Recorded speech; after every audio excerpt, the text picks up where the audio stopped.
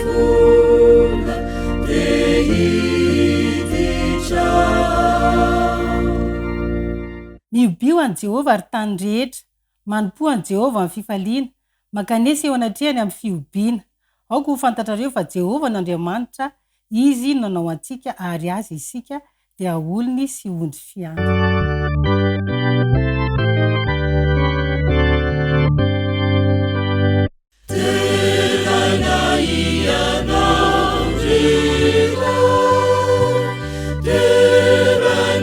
Jesu tumpunai,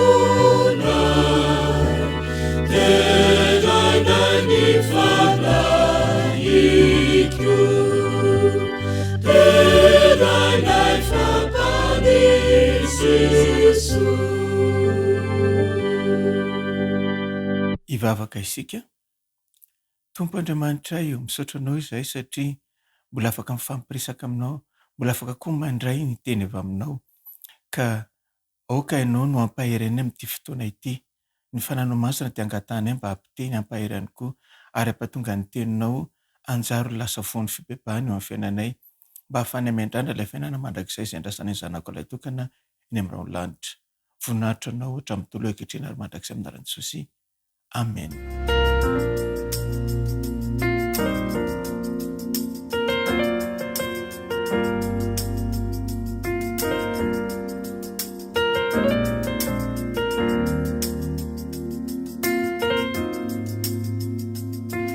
Izany sabato izany dia natokan'Andriamanitra hatramin'ny andron'ny famoronana ho andron'ny fifaliana sy firavoravona. Koa dia faly mihitsy izahay amin'ity androany ity, tretrika manolotra ny araba ho anao. Engane ny fahasoavan'Andriamanitra ho aminao amin'izao sabata natokana hiresahantsika androany izao indray.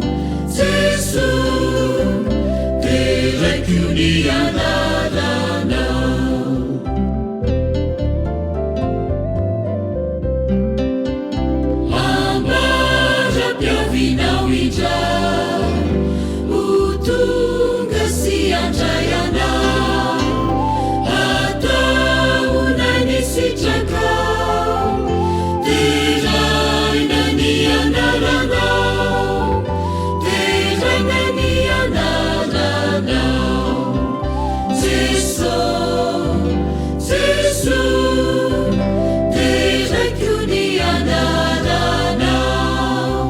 Jesu, Jesu, terako ny anaranao.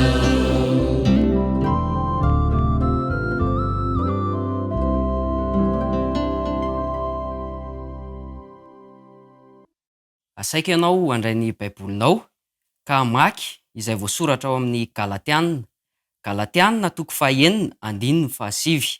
Galatianina toko 4:1-7. Vakiana amin'ny anaran'i Jesosy, ary aza mba ketraka amin'ny fanaova-tsoa isika, fa amin'ny fotoan'andro no ijinjantsika raha tsy reraka isika.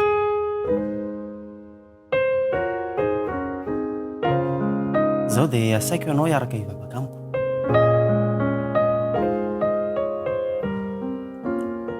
Ry irainay tsara indrindra sy masina indrindra izay eny an-danitro, mbola velom-pisaorana anao ny sainay sy ny fonay, satria betsaka ireo fitahiana izay narotsaka ao taminay, ary mbola natody amin'izao ora masin'ny sabaty izao izahay. Ankehitriny Andriamanitra ao dia manandratra vavaka eo anatrehanao izahay, mangataka hatrany ny fanatrehanao amin'ny hira rehetra izay ho ventesina sy ny vavaka izay ao asandratra, ny teny izay ho renesina. Ny fanindrinay tokoa Andriamanitra ao dia mba hoanitra manimpofona eo amin'ny seza fiandriananao izany rehetra izany, ary mba handraisanay fitahiana ihany koa. Tahio manokana ny mpanaraka rehetra ny an-tokantrano amin'izao fotoana izao, mba ho tahianao manokana izany tokantrano izany, mba ho lavitry ny ratsy rehetra ary handray ny fitahiana sahazaza ihany koa mandritra an'izao sabaty izao. Tahio ihany koa Andriamanitra ny mpandahan-teny, mba ny teny avy aminao tokoa no ho ambarany, ary izay mpieny dia ho mpieny mpankatoa fa tsy ho mpieny mpanadino. Amin'ny anaran'i Jesosy no anonanay ny vavaka. Amen.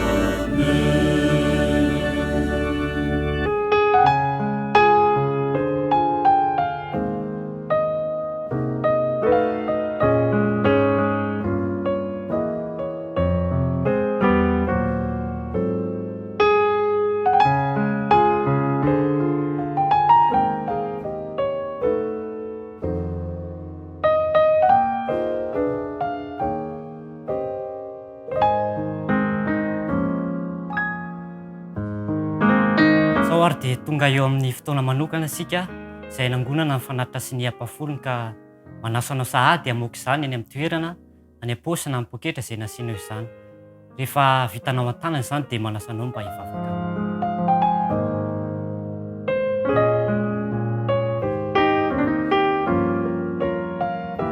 Asa raha tsaronao ny tantaran'i Abrahama, fa i Abrahama raha nasain'Andriamanitra hitondra ny zanany anao atao fanatitra hodorana, dia tsy nisalasala izy nanatanteraka izany antson'Andriamanitra izany, fa dia nety ny zanany, ary tamin'izay indrindra dia tsy nisalasala izy satria fantany fa tia Andriamanitra izay miantso azy ity, dia Andriamanitra fitiavana ary tsy afaka ny hanao zavatra ratsy, fa mbola hita ary hanome fitahiana feno anazy mihitsy aza.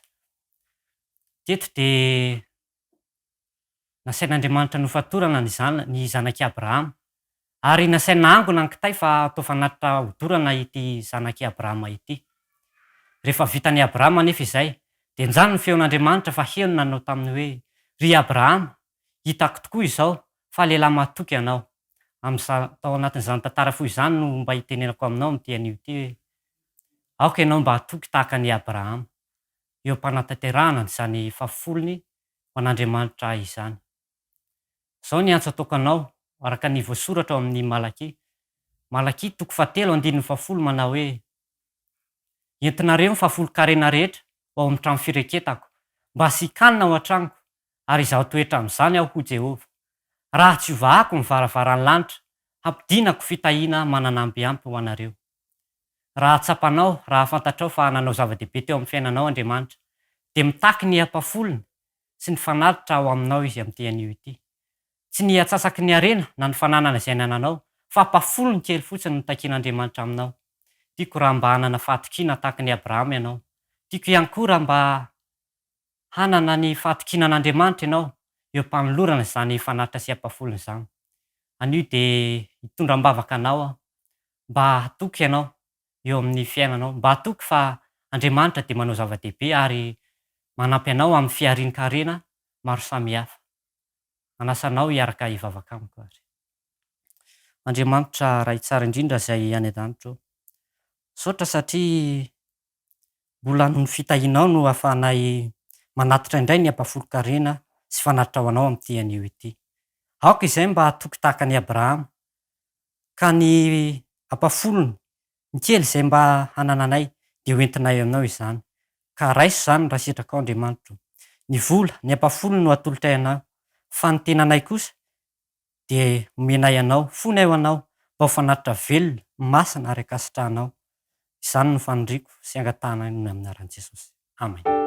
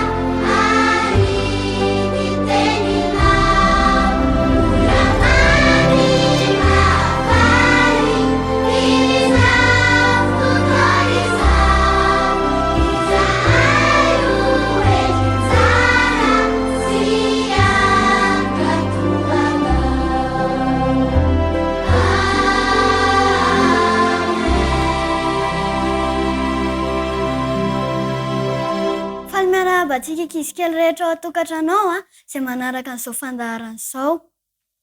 Izao tsika dia tonga eo amin'ny fotoana natokana ho antsika.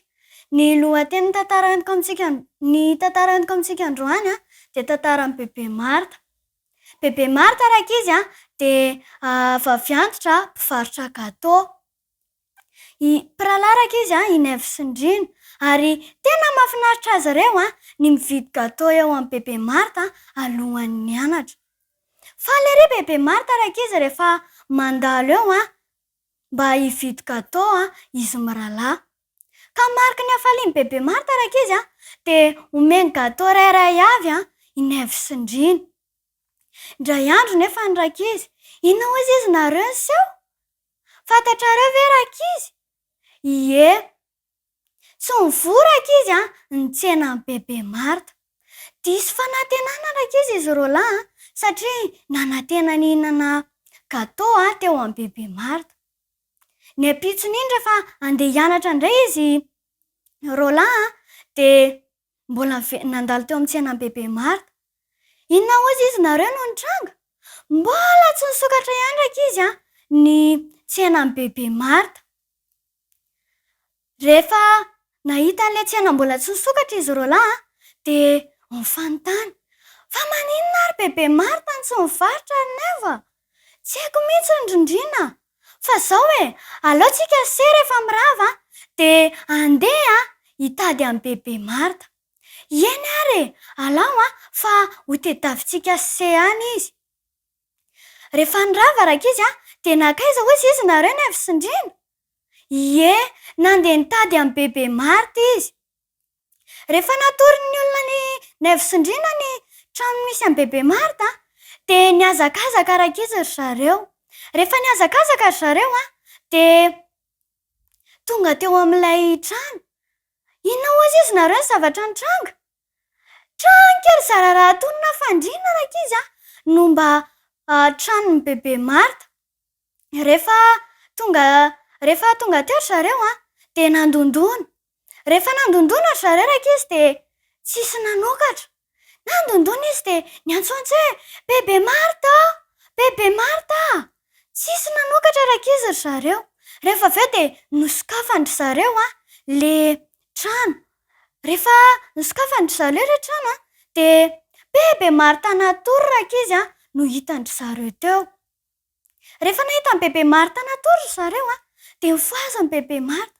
Bebe Marta, fa maninona ianao? Izay roa lahy ihany ty, fa maninona ianao Bebe Marta? Dia hozy izy Bebe Marta rakizy, marary ary izy roa lahy. Dia hozy izy Neve rakizy maintsy amin'ny Bebe Marta. Dia iza izany nanome sakafo anao ry Bebe Marta hatramin'ny omaly? Hozy izy Bebe Marta rakizy, tsisy nanome sakafo Dia hozy izy Drina rakizy tamin'ny Neve. Neve, inona nataontsika se? Dia hozy izy rakizy Neve, izao mila omentsika se sakafo izy satria izy mbola tsy nisakafo hatramin'ny omaly. Dia mila omentsika any amin'ny dokotera koa izy amin'ity izy marary ity. Dia hozy izy Drina rakizy tamin'ny Neve, izao hitako ny hevitra. Za hiandry amin'ny Bebe Marta eto fa se andany se miantso amin'ny mama.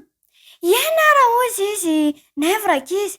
Lasa niazakazaka ainga ny Neve mba andeha hiantso any neny. Rehefa tonga teny eny dia nitondra ny Bebe Marta avy hatrany nakany amin'ny dokotera. Voatery tsy maintsy nitazomina tany amin'ny hôpitaly i Bebe Marta. Ka tsy maintsy ny ankonana misy any Rindrina sy Neve no tsy maintsy nikarakara azy. Rehefa afaka 5 andro dia sitrana soamantsara Bebe Marta. Rehefa sitrany Bebe Marta dia nalay mamandry Neve hipetraka ho any amin'izy ireo. Faly ery rakizy Rindrina sy Neve satria nahazo bebe vaovao. Ajanontsika hatrany tantara fa andeha isika hisintona lesona avy amin'izany tantara izany. Isika ihany koa rakizy raha te hahita fifaliana eo amin'ny fiainana dia mila mazoto manampy ny hafa ary mila mazoto manao soa amin'ireny namantsika ireny. Amin'ireo zavatra kely izay mety vitantsika. Tsy Jesosy ihany rakizy tsy ny lehibe ihany rakizy no nasain'i Jesosy hanao an'izany, fa isika ankizy ihany koa tsy hoe mbola kely tsika dia tsy afaka ny anao an'izany fa afaka manao an'izany tsika amin'ireo zavatra kely izay mety vitantsika. Andeha ny raiso ny baibolinareo raiso ny baibolinareo dia jerevo izay voasoratra ao amin'ny Galatiana. Galatiana toko 4:1-7. Galatiana toko 4:1-7. Amin'ny anaran'i Jesosy, arazam-ba ketraka amin'ny fanaovan-tsoa isika fa amin'ny fotoan'andro no hijonjahantsika raha tsy reraka isika. Andeha isika hivavaka amin'izany lesona lehibe izay niraisintsika androan'izany. Ary hivavaka isika. Jesosy tamin'ity sabaty dia nandray lesona izay ankizy kely.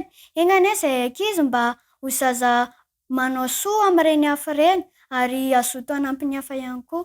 Dia misaotra Jesosy amen.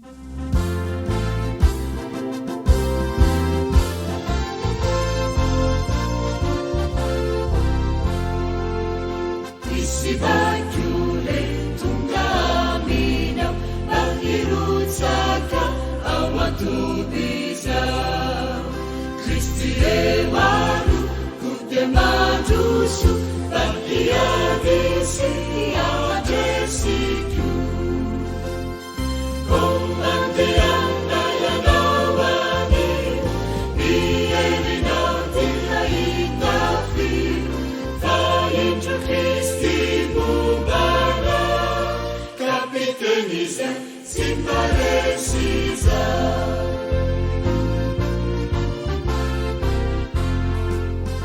Andamafino magnolonana fa avaluko miandraiza Zandy misika toa mitora Yandry votia mibawire Kommandeana ianao ane mierinao dia hitafiro fa indro Kristy bombana kapiteniza tsy paresiza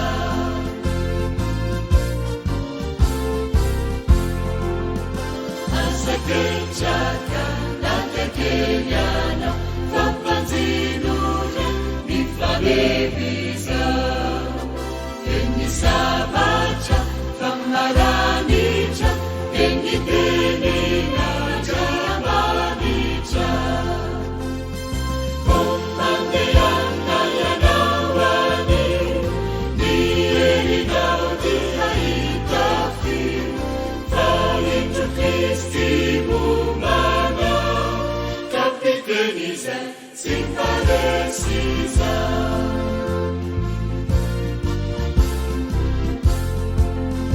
Tapomarobe loko azona zay anakire any Kristy zao Regny batoso davakatoko satrobonena itra sy olo Kommandeana ianao ane mierinao dia hitafiro fa indro Kristy amine hanomeana fitsaharame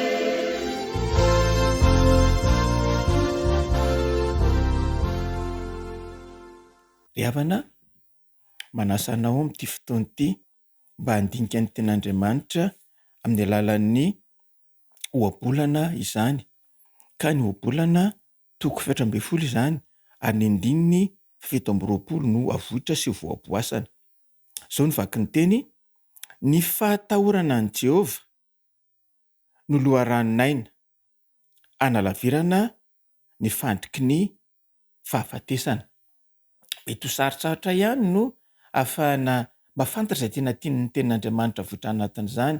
Saingy kosa andeha andinika ny tantarany Ozia isika.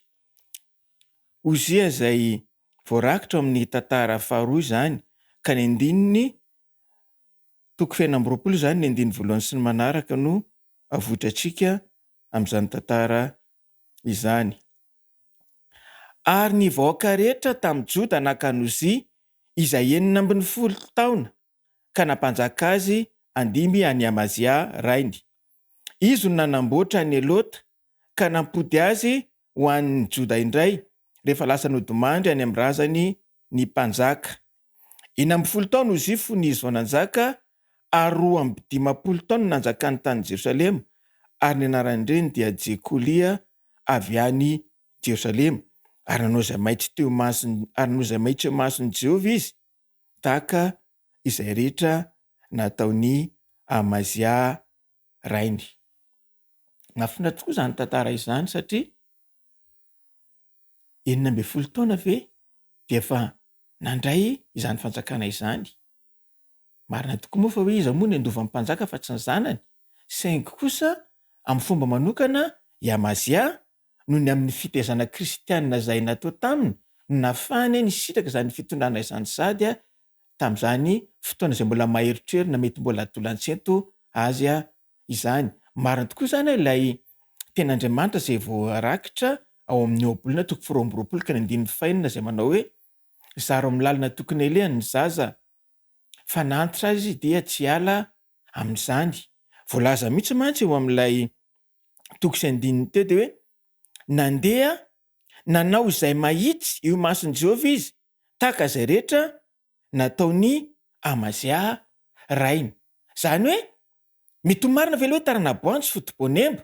Zany hoe izay zavatra nitaizana azy tao anatin'izany vanim-potoana ny fahazazany izany nanjary lasa ino, nanjary lasa toetra no raisiny. Dia zany ho taizaina ny zaza araka ny sitrapon'Andriamanitra. Satria rehefa tinaiza araka ny sitrapon'Andriamanitra ny zaza dia tsy misy tokony ataorantsika izay ho aviny amin'izany zaza izany.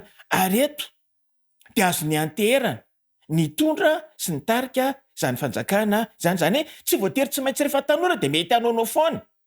Zay mantsy no mampatonga ny apôstôly Paoly miteny hoe aoka tsisy olona anao tsinotsinona anao noho ny fahatanoranao, foka ho tonga fianarana ho mino ianao. Eto zany Ozy dia lasa fianarana ho an'ny mino satria mbola teo amin'ny maheritrery azy dia efa nitondra izany fanjakana izany. Ndeha ohatra izantsika ny tantara ary.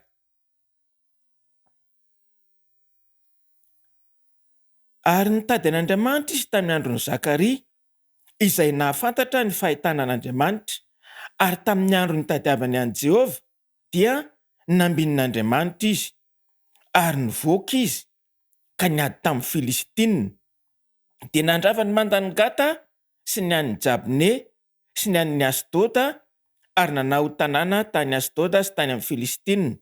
Ary Andriamanitra nampy azy amely ny Filistinina sy ny Arabo izay nono natao Gorabala ary ny Meonita.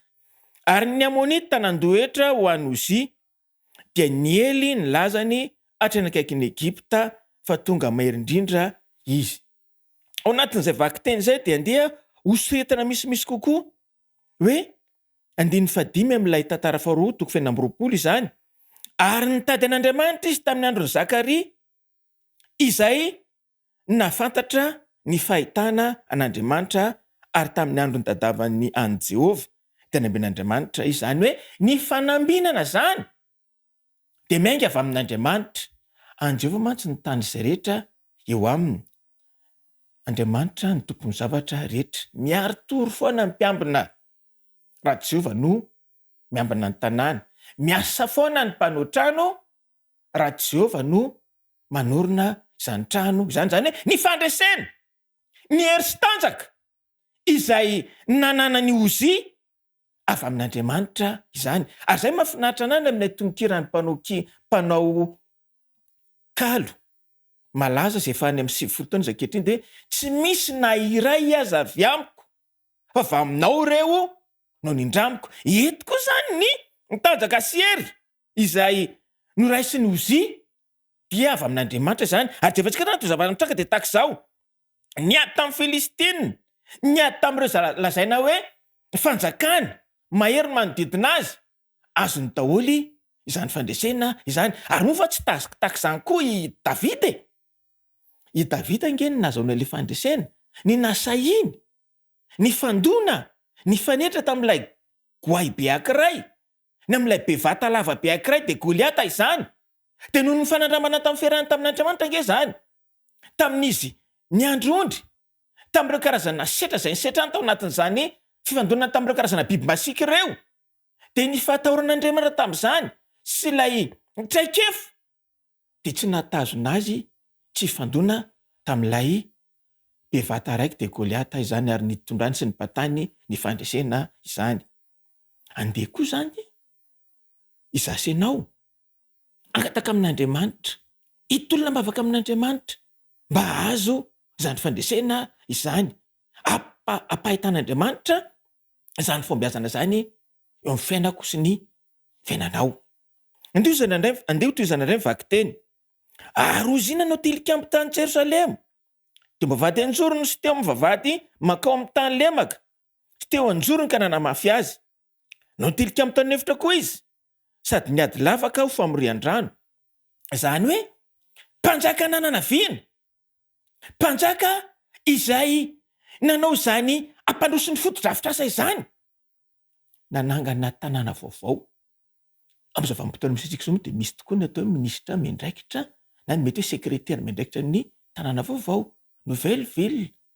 Eto koa izany niviana amin'ny mpanjaka, viana manangana tanàna vaovao, manititra foto-drafitra izany hoe manatsara ny zavatra ao anatin'ny firenena, manao izay hanatsarana izany fiainam-bahoaka izany. Ary mahafinaritra tokoa izany fiasan'izany mpanjaka izany. Ary izay nge mahafinaritra amin'ilay tenen'ny mpanao salamo hoe sambatra ny firenena izay manana an Jehova ho andriamaniny. Eto izany dia tanteraka ihany koa ilay tenen'ny mpanjaka Davida ao amin'ny salamo izay nosoratany ka manao hoe mampandry ahy eo amin'ny maitso izy, mitondra eo amoron'ny rano fialan-tsasatra izy. Eto izany dia tanteraka ato amin'ilay fitondram-panjakana izay nentin'ny Ozia izany, satria ny fatokisana an Jehova, ny fanaovana an'Andriamanitra ho lohalarana nataony vaindondra rà tamin'izany fitondram-panjakana izay netiny izany. Anditsika andeha ery amin'ny 1:12. Ary Ozia nanamaramila maro izay nanao atokony andeha hanafika, dia araka nisany izay nandamina ny Jeiela mpanoratra sy Maseia mpifehy azy, ka nofehezy ny Janania anankiray tamin'ny komandy voatendry mpanjaka. 900 no isan'ny lohan'ny fianakaviana rehetra, dia lehilahy mahery avokoa, ary ny miaramila fehezindreo dia 517 sy 3 hetsy izay mahery niady indrindra omba ny mpanjaka hiady amin'ny fahavalony. Nanao fandaminana ny tafika, nanao izay afana mampatonga ny tafika hatanjaka. Io mantsiny mety raha manana fitaovam-piadiana ianao, mety hanananao izany. Firy moa reto firenena amin'izao vanim-potoana izao manafatra fitaovam-piadiana any amin'ireo firenena matanjaka izay mamokatra izany fitaovam-piadiana izany. Moa ny fananana fitaovam-piadiana ve no mety hatanteraka ny fahombiazana sy ny fandresena amin'izany sahanady izany?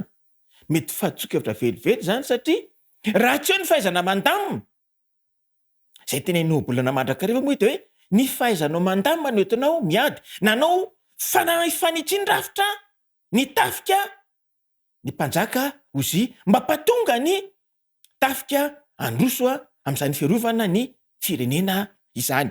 Ny 14. Ary Ozia namboatra pinga sy lefona sy fiarovan-doha sy akanjo fiarovan-tratra sy tsipika ary vatona tsamitady ho andreo miaramila rehetra ireo, ary nanao fiadiana lehibe tany Jerosalema izy, natao araka ny marika vitan'ny mahazavatra, apetraka eo amin'ny tilikambo amin'ny tampony manda, mba handefasana zana tsipika sy vato lehibe. Ary ny ely lavitra ny lazany Ozia fa mahagaga nanampiana azy, ka tonga mahery tokoa izy, tonga mahery. Ary mahafinaritra dia nanao fanamboarana fitaovam-piadiana mahery vaika. Eo amin'ilay 15 dia hoe napetraka teo amin'ny tilikambo sy teo tampony manda mba handefasana zana-tsipika sy vato lehibe. Zany hoe raha ataontsika izany dia hoe nananendrikendriky ny tafondro. Mety marina ve ilay horonan-tsary izay navoaka hoe Obélix sy Astérix izay misy hoe catapulte? Nisy zany catapult zany tamin'ity fanjakana ity. Izany hoe ilay fandevasana zana-tsipika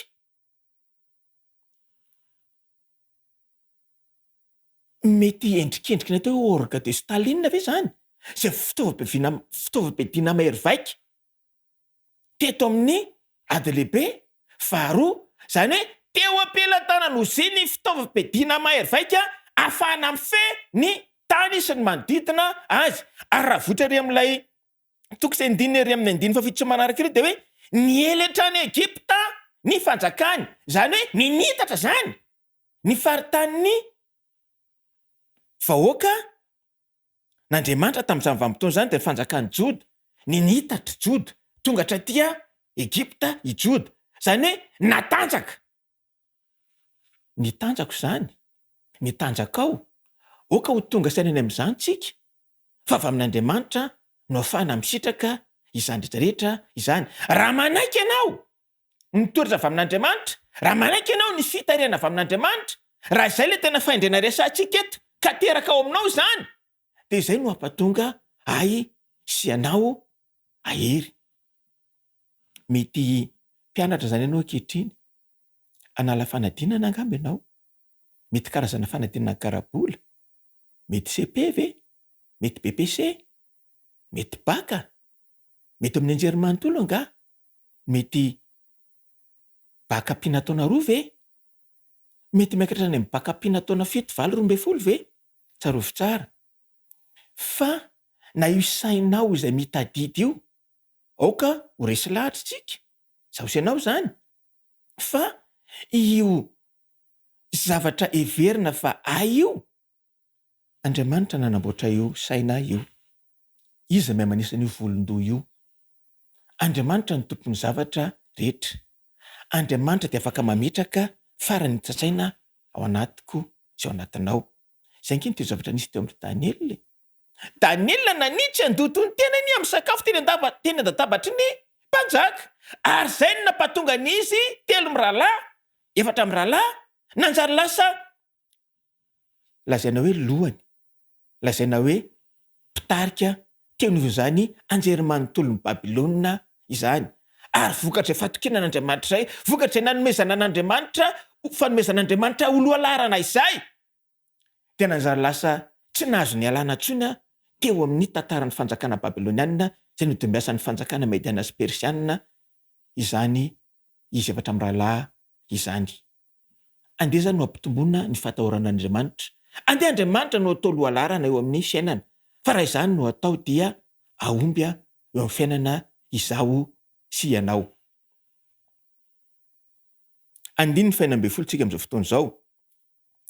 Ary noho ny nahery izy, dia niavinavina ny fony. Ka nanao izay ratsy izy, fa nivadika tamin'i Jehovah Andriamaniny ka niditra tao amin'ny tempolin'i Jehovah, andoro didin-kazo-manitra teo amin'ny alitara fandoroana didin-kazo-manitra. Eto zany ny somary mampalelo amin'ity tantara ity. Raha dinina fa ilay fiantombohan'ny tantara rehetra dia tena mahafinaritra. Fa nahoana ny fantena mipetraka e? Nahoana rehefa tena tonga amin'ilay tapitrohatry ny fahombiazana, tapitrohatry ny fitahiana, dia nahoana indray no toa lasa ohatry ny tao mandrorona anga? Nahoana no toa lasa tao manonao foana anga? Raha ny tokony nataony izany dia tokony nangataka tamin'Andriamanitra hoe Andriamanitra, inona ireny tokony ataoko mba hampatonga n'ity fahombiazana ity haharitra atao amin'ny fiainako? Inona ireny tokony ataoko hampatonga ity fahombiazana ity tsy hena na mety hitsotsorika fa mba hitombo koa arany, ary tsy hitombo tsoa fa mety tapitra amin'io famboniana misy io, dia mba haritra misimisy kokoa. Ho antsika izay mifanatrika etona, raha efa mitoetra anatin'ny fahombiazana ny fiainanao, andeha hangataka amin'Andriamanitra mba tsy ho tahaka an'ilay navoan'ny Nebokadnezara. Izay ngeny nataon'i Nebokadnezara e. Moa tsy zavany nanamboatra n'ity Babilôna ity. Jerevony indrindra ny Babilôna. Tahaka ny autoroute masaka fiarakodia maro samihafa matevina be. Jereo anke ny zava-beta sy ny fototra fisasatra aty Babilôna tsy natako ity. Ny zaridaina suspendue sy miaramisy, ireo karazana zaridaina sy ry zava-bita maro samihafa izay tao azo lazainy hoe mahavalalanyna mo tsy zavenanao andreto tsy tsaron'ny nebokadnezara intsony tamin'izay vanim-potoana izay fa andriamanitra inge no nametraka anazy amin'ny fanjakana io e tsy tsaron'ny nebokadnezara intsony tamin'izay vanim-potoana izay fa andriamanitra inge no nahatonga reo fahaizana mampalany sy nafanananga reo karazana fodrafitrasa zay tsista zay afana manoatra azy zay tafiditra anatin'ireo zavabita tsara indrindra sy mahagaga indrindra eto ambonin'ny tany amin'ny vanim-potoana mampisy ilay fombiazana de to manarakaraiky tapisiko kaikin'izay fombiazana zay koa le fizahozahoana sy ilay fanandratantena eo zany tena mila manao ezaka izaho sy anao io zany tena mila manao fanolorantena ry makataka amin'andriamanitra misimisy kokoa mba analana izany toe zavatra izany satria arakaraky ny tombon'ilay fahombiazana no tombo vaika koa mampitombo adiry ihany koa ilay everina fafahafahana manatanteraka sy fahafahana mianoka fahombonina sy tena fitoviana mitady fitoviana amin'andriamanitra mihitsy koa izany ny tiako fampizarana aminao zany amin'ny teny io ty andriamanitra dia andriamanitra te anome fiadanana sy fahombiazana ary fitombona eo aminao andriamanitra ke ny teny hoe mitombo e miamaro zany hoe tian'andriamanitra zany androso ny fiainako sy ny fiainanao saingy kosa andeha mba angatahantsika mba haritra izany andriamanitra nge ty izara ilay fanandramana sy ilay fahatsarana amiko sy aminao e saingy kosa matetika ngo de zasainao ary ny tena sakany e matetika ngo de zasainao ary ny tena azo lazaina hoe rangory fototry ny fitotonganana indray rehefa avy eo e andeha mangataka amin'andriamanitra tsika zaho senao zany amin'ny teny io ty mba ho ataon'andriamanitra maritra aritra hoana moa olona ava tokoa lay vanim-potoana ny fiadanana ary tena manao an'izany amintsika nge izy ny fiadanako nomeko anareo fiadanana zay maritra mandrakizay tsy taka ny fanome zao tontolo zao ary mbola miteny izy ara hoe ty zao nitavan'andriamanitra n'izao tontolo zao nomeny ny zanan'ilay tokana mba tsy hoveza rehetra mino azy fanana fiainana mandrakizay de mba haritra mandrakizay io zany fiadanana izany mety ho fiadanana amin'ny fiainana mandalo eto tany azon'andriamanitra tao mantanteraka zany amiko sy aminao saingy kosa raha hijanona fotsiny eto ihany raha ny amin'izao tontolo zao ihany no anaitanantsika ny kristy ozy izy ny apôstôly paoly dia olona mahatra ihany izaho sy anao fa ndeha angataka amin'andriamanitra ihany koa tsika mba hitoetra ny fiadanany de eto amin'ity fiainana mandalo ity ary indraindray koa le fiadanana mandrakizay tory izay anamboarany izay anamboarany ianao ilay fitoerana izay efa ataony any an-danitra ankehitriny raha mandika izay tantara izay isika izaho sy ianao dia andeha andray lesona andeha novaindondra raha ny amin'izany fatahorana an Jehova izany ka dia ho tanteraka amintsika ngia ilay teny hoe ny fatahorana an Jehova no loharaninaina ary analavirana ny fandriky ny fahafatesana fonatra an'Andriamanitra ny fiadanany ho asinao antsika jiravy amen.